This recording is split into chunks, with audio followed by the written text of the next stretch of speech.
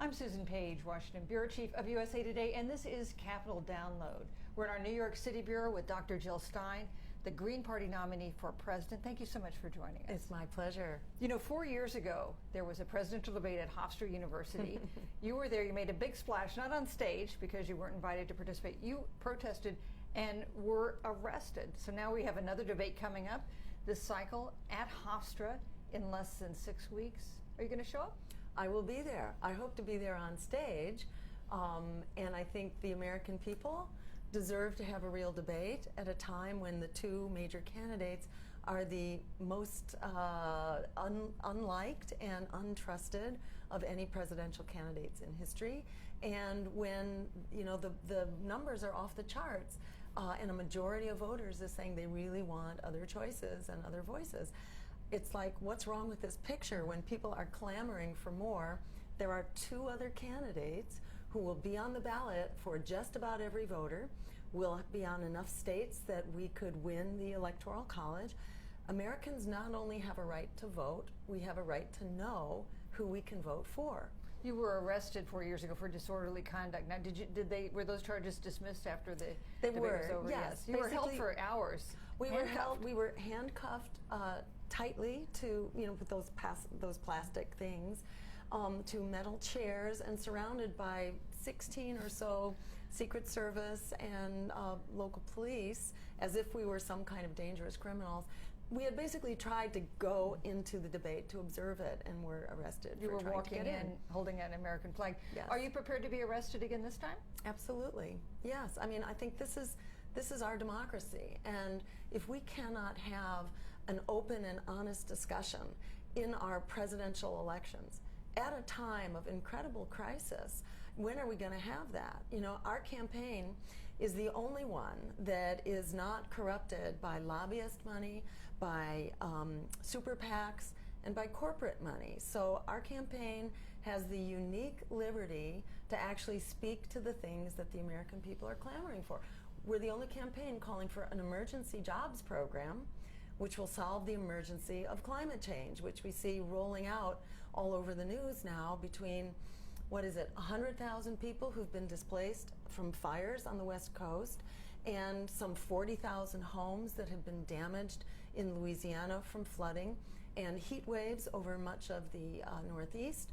So, you know, we have a climate emergency. We need to really be talking about how we fix this in a way that also fixes our economy. You know, you didn't have an ally on stage 4 years ago. Neither of the major party nominees really wanted to argue your case. That might be different this time. It is possible that Donald Trump might be an ally of yours and Gary Johnson, the Libertarian Party nominee. Do you think he might be? Have you had any conversations with his campaign about that? We are trying, and in fact we have published an open letter to both him and to Hillary Clinton, urging them to do the right thing, to actually speak to what the American people are clamoring for. That is more choices and voices and a real debate and discussion.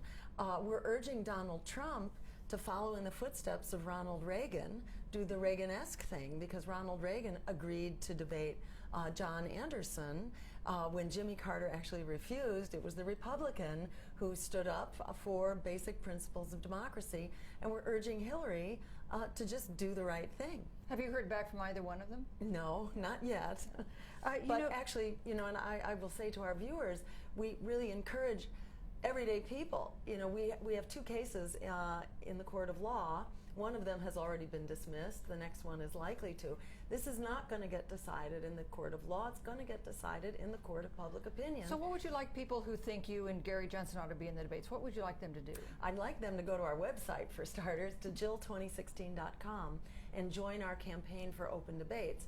And we will have demonstrations, we'll have rallies, and maybe more. So hold on to your hat. I think the American people are not going to take this sitting down. You know, we asked for questions from our readers, and a lot of the questions had to do with the idea that your campaign, the more successful it is, the more it hurts Hillary Clinton and helps Donald Trump. One of the readers who sent us a note on Twitter was Kimberly A. Woodard, who said, why is your campaign 100% aimed at HRC instead of DJT?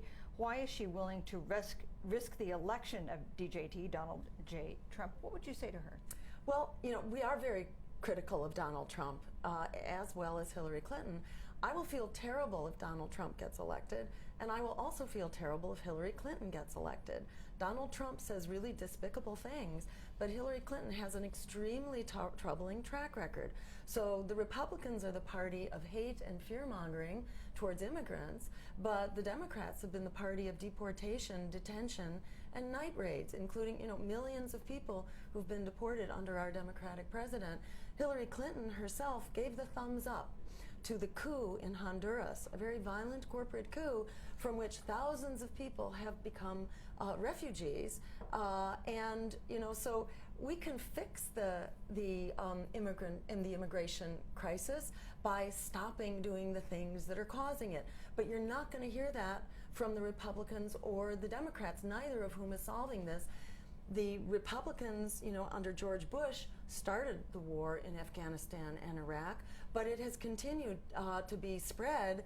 Hillary Clinton also voted for that war in Iraq, and Hillary Clinton led the charge into the catastrophe that is Libya and wants to start an air war over Syria. So, I will not sleep well if Donald is elected, and I will not sleep well if Hillary is elected. The real solution to this right-wing extremism, it's not just Donald Trump. It's happening in Europe as well with the Brexit and so on. The rise of right-wing extremism is very much a response to this economy that has thrown working people under the bus, that has locked an entire generation of young people into predatory student loan debt from which there is no escape in the current economy that we have. I'm the only candidate that is calling for canceling that debt and bailing out the students like we bailed out Wall Street. We can do that for an entire generation and create the stimulus package of our dreams. In this race, we're not just deciding what kind of a world we're going to have, but whether we're going to have a world or not going forward on the climate, the expanding wars, the nuclear weapons race. We're in a new nuclear arms race now. So it's a time for us to stand up, knowing that if we do, we don't have to split the vote. We could potentially flip the vote. 42 million young people, or maybe 43, locked into predatory student loan debt is actually enough to win a three-way race. Definitely a big issue. You've been very critical of both Clinton and Trump, no question about that. But my colleague Paul Singer found a tweet that you sent in June, and you had taken a survey called I Side With, an online survey where you put in what you think about issues, and they tell you who you agree with in terms of the candidates. You agreed with Jill Stein 100% of the time. No surprise about that. Bernie Sanders 99% of the time. But you agreed with Hillary Clinton 91% of the time, and Donald Trump just 41% of the time.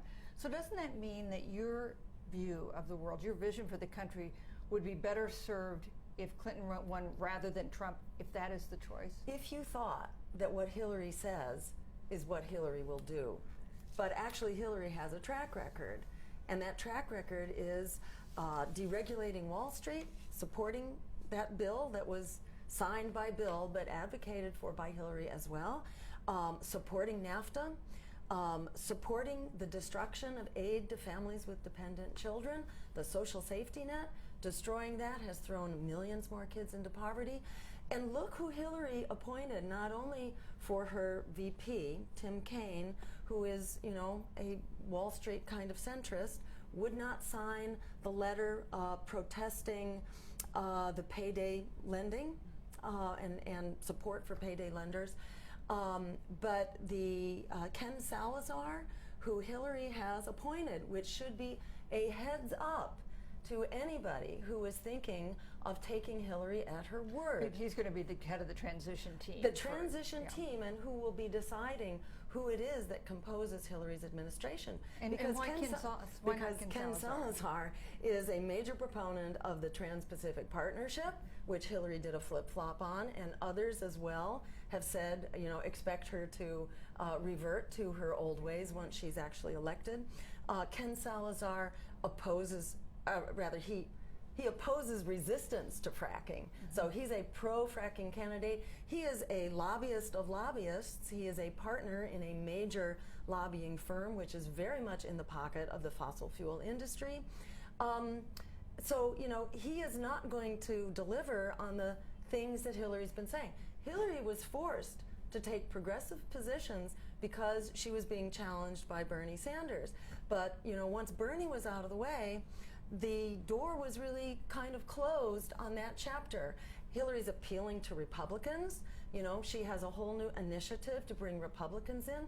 So we're going to get, you know, the same Hillary who's been supporting the banks, who's served on the board of Walmart, one of the most abusive corporations out there to working people and to families. So this is unfortunately what is driving the right-wing surge that supports Donald Trump. As Bernie Sanders himself said, if we want to stop the surge to the right, we have to really provide true, progressive, radical policies of change.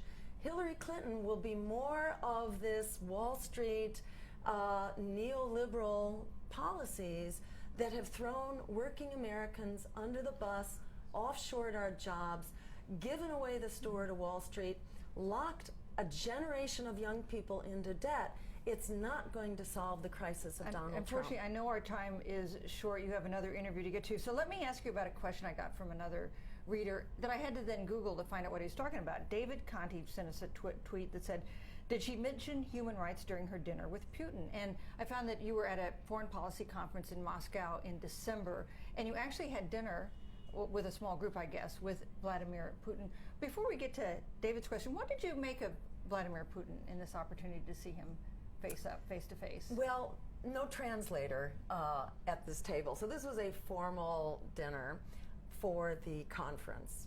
But I did have an opportunity to indirectly address him at the conference, where I went to criticize Russian bombing in Syria and likewise U.S. bombing in Syria.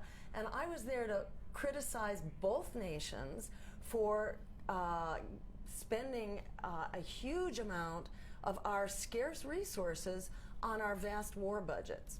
And to make the point that if we want peace and security in the Middle East, another catastrophic war is not going to get us there. We need a new kind of initiative in the Middle East, a peace initiative with a weapons embargo. And I was there to say, you know, this is what we need to do. This is what I would put on the table, is a weapons embargo that we as the United States can initiate because we're providing the majority of weapons, but we would need the Russians to come along on this too. And we also need to freeze the funding from our various allies to the jihadi enterprises. Hillary Clinton herself identified the Saudis in a leaked State Department memo. She identified the Saudis as still the major funder of jihadi terrorism. So I was not there to make nice to Vladimir Putin, as unfortunately Bill Clinton was a few years earlier, where not only was he cozying up to Vladimir Putin, the money was flowing to his pocket directly in a $500,000 set of speeches as he was there to speak with Putin. But in addition, money was flowing into the Clinton Foundation as Secretary Clinton was giving the thumbs up to the sale of U.S. uranium supplies. 20% of our supplies were sold to a Russian-owned corporation, Uranium One. So I'd say this is where we need to be looking, and unfortunately it's not the only thing, as we know, with the Clinton Foundation and Hillary's actions as Secretary of State. There are many very alarming things that actually took place. I was in Russia to lay the groundwork for a peace proposal that challenges Russia in the same way it challenges the U.S. But Hillary and Bill, unfortunately, have been dealing with Russia in such a way as to sell some very critical U.S. resources. Dr. Jill Stein, thank you for joining us on Capital Download. Great talking with you, Susan. Nice talking to you. I'm sorry, I was getting the high sign.